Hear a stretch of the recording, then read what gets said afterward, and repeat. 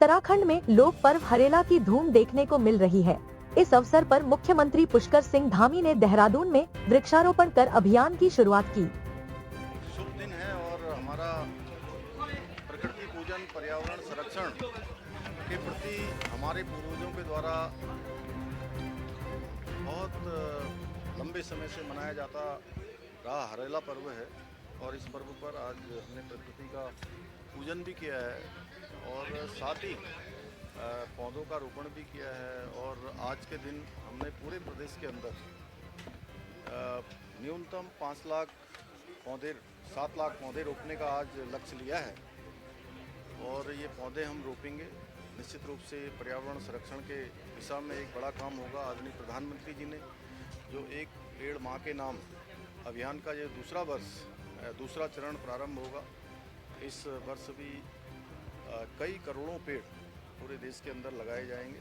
उस श्रृंखला में उत्तराखंड में भी हम चाहे आज प्रकृति संरक्षण हो, हमारे जीव जंतुओं के लिए फलदार वृक्ष लगाने हों या हमारे जो जल संसाधन है, हमारे स्रोत हैं, उन सब के नवजीवन पुनर्जीवन के लिए हमारा सारा जो रिवर रिजर्वेशन अथॉरिटी का गठन किया गया है, उसके माध्यम से नाले, गधेरे, हमारे स्रोत, उन सभी को रिचार्ज करना, उनका संरक्षण करना, ये हमारी प्राथमिकता में है। क्योंकि देवभूमि उत्तराखंड, हमारा 70% से अधिक भूभाग उत्तराखंड का वनों से आच्छादित है और पूरे उत्तराखंड के साथ साथ हम पूरे भारत की, पूरे विश्व की पर्यावरण की भी हम चिंता करते हैं। इसीलिए हमने सबसे पहले यहाँ पर जीईपी ग्रॉस एनवायरनमेंट प्रोडक्ट उसको भी प्रारंभ किया है कि जिससे हम माप पाएँ कि हम उस दिशा में कितना काम कर रहे हैं।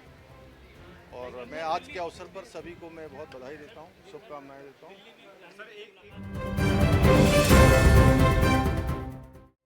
कानपुर देहात के जिलाधिकारी जितेंद्र प्रताप सिंह ने मंगलवार को कलेक्ट्रेट सभागार में गोद लिए गए 11 क्षय रोगियों को पोषण पोटली प्रदान की।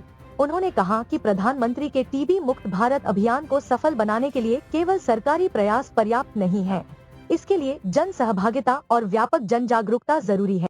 देखिए, माननीय प्रधानमंत्री जी ने ये एक सपना देखा है कि भारत में 2025 में ही टीबी मुक्त कर दिया जाए और जो कि WHO ने 2030 में चाहा था पूरी दुनिया में, और उसके क्रम में भारत ने एक चैलेंज लिया है। और उसी क्रम में कानपुर नगर में जो हम लोग पोषण पोटली वितरण करते हैं जन सहयोग से, उसी क्रम में मेरे द्वारा स्वयं भी 11 ऐसे टीबी के मरीजों को गोद लिया गया है जिनको 6 महीने तक उनको पोषण पोटली मेरे द्वारा निजी रूप से दी जा रही है। और इसी प्रकार से शहर के बहुत सारे संस्थान, बहुत सारे उद्योगपति, IMA के लोग, अन्य हमारे जन सहयोगी जो जन सेवा में रहते हैं, वो भी ऐसे रोगियों को जो पोषण पोटली है वो उपलब्ध कराते हैं। एक पोषण पोटली जनरली 600-700 रुपए की होती है और अगर उसमें चना या सत्तू या गुड़ या न्यूट्री नगेट्स जैसी चीजें होती हैं, उसके सेवन से व्यक्ति की जो प्रतिरोधक क्षमता है उसमें इम्प्रूवमेंट हो जाता है। और शासन की एक बहुत ही अच्छी योजना है कि जनपद में जो करीब 14,000 हमारे पास टीबी के रोगी हैं, उनको प्रत्येक को 6 महीने की अवधि के लिए 1,000 रुपये प्रति महीने की दर से दिया जाता है। इसी क्रम में कल डॉक्टर साहब ने मुझे बताया कि करीब 2 करोड़ 33 लाख रुपए ऐसे 14,000 रोगियों को ट्रांसफर भी किए गए हैं। तो शासन का जो सपोर्ट है वो पूरा है। स्वास्थ्य विभाग का एक बहुत बड़ा महकमा है, एक बहुत बड़ा सिस्टम है जिसमें कि आप किसी भी नजदीकी स्वास्थ्य केंद्र में जाकर स्पूटम की जांच करा के कर सकते हैं। और अगर लक्षण है, जैसे होता है कि अगर बार बार खांसी आ रही है, बुखार आ रहा है, तो इन सब परिस्थितियों में परीक्षण करा लेना चाहिए। और 14,000 रोगियों से हमें कानपुर नगर को स्वस्थ दिखाना है, इनको करना है इनको, और उसी क्रम में ये प्रयास है। और मैं सभी लोगों से अपील करूंगा कि अपने आसपास लोगों को सपोर्ट करें।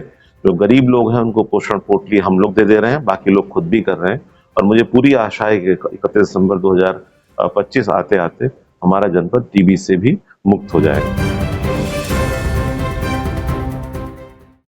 उत्तर प्रदेश के पिछड़ा वर्ग कल्याण राज्य मंत्री नरेंद्र कश्यप ने लखनऊ में आयोजित उत्तर प्रदेश राज्य सलाहकार बोर्ड की 6वीं बैठक की अध्यक्षता करते हुए दिव्यांगजनों के हित में कई अहम निर्देश दिए। तो बोर्ड में आज निश्चित हुआ कि जिन हॉस्पिटल्स में यदि शासकीय स्तर के डॉक्टर्स नहीं भी हैं तो किसी प्राइवेट अच्छे हॉस्पिटल से डॉक्टर्स उपलब्ध करा के दिव्यांगजनों के प्रमाण पत्र जारी करने में कोई कठिनाई बाकी ना रहे, इस पर भी आज बोर्ड ने अपना निर्णय लिया।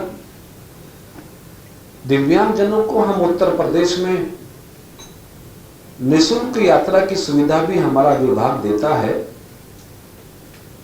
एक दो शिकायतें इस प्रकार की मिली कि कुछ दिव्यांगजनों को रोडवेज बसेज कई बार हाथ देने के बाद नहीं रोकती हैं या उनको सम्मान के साथ उनके साथ व्यवहार नहीं करती हैं।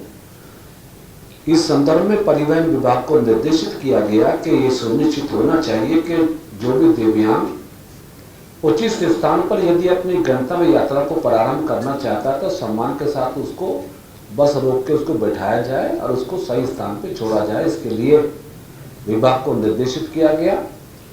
स्वास्थ्य विभाग को दिव्यांगता प्रमाण पत्र शीघ्र जारी करने के लिए निर्देश दिया गया कि किसी एक योजना में भी कोई चीज पेंडिंग हो, 100% हर योजना का लाभ दिव्यांगजनों को मिला है।